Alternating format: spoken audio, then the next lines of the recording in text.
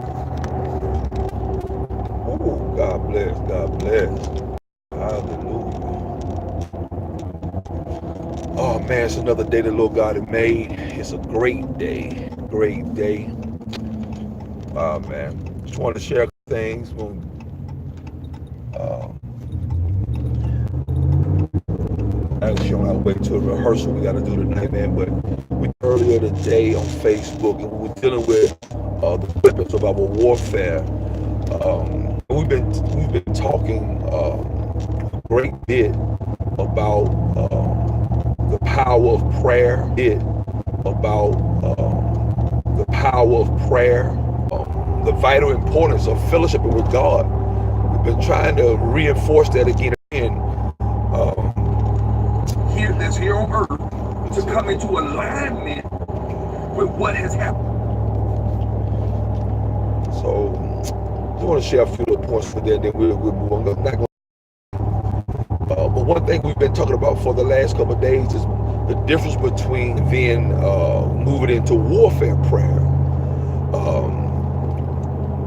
What I mean by fellowship prayer is basically, you know how most times when you pray, you start off giving God praise, you giving God thanksgiving, you're loving on the Lord, we're thanking God for being good, for being great, for being wonderful, for all of these things, just for his goodness.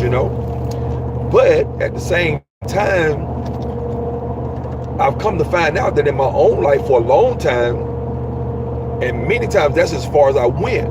I never, even though I was learning about confessions, declaring and decreeing, but I never really moved into what I call warfare prayer or pushing back darkness or taking authority over certain things or situations or whatever. And most of my prayer time was mostly worship and praise and thanksgiving to God. And I just want to help us to understand that I've come to find out in my own life, and I can see it through others too, that without this addition to warfare in prayer, if your prayer or fellowship with God is mostly just praise and thanksgiving, which is good, that doesn't necessarily mean that we are pushing back darkness or pushing back the hand of the devil.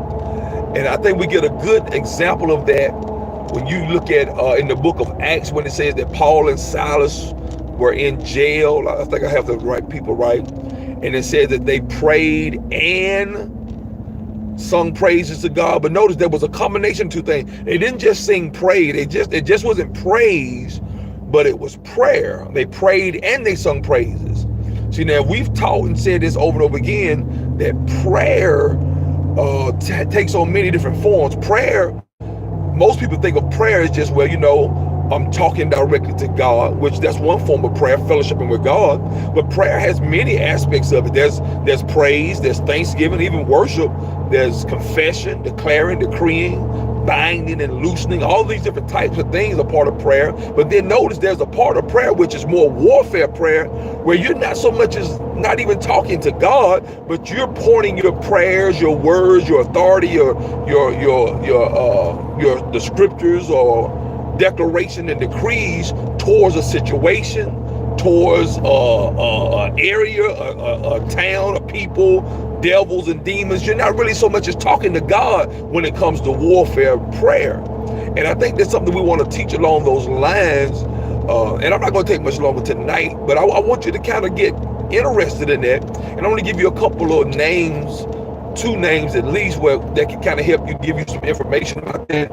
Some that have been studying over the years that have really helped me and really helped me to grow up in the area of prayer. One of those is Dr. Cindy Trim, who has an awesome book, what is the Rules of Engagement, dealing with warfare prayer and those types of things. But I believe that book is called The Rules of Engagement. I have that book. Really, I have that. It's a PDF file that I purchased.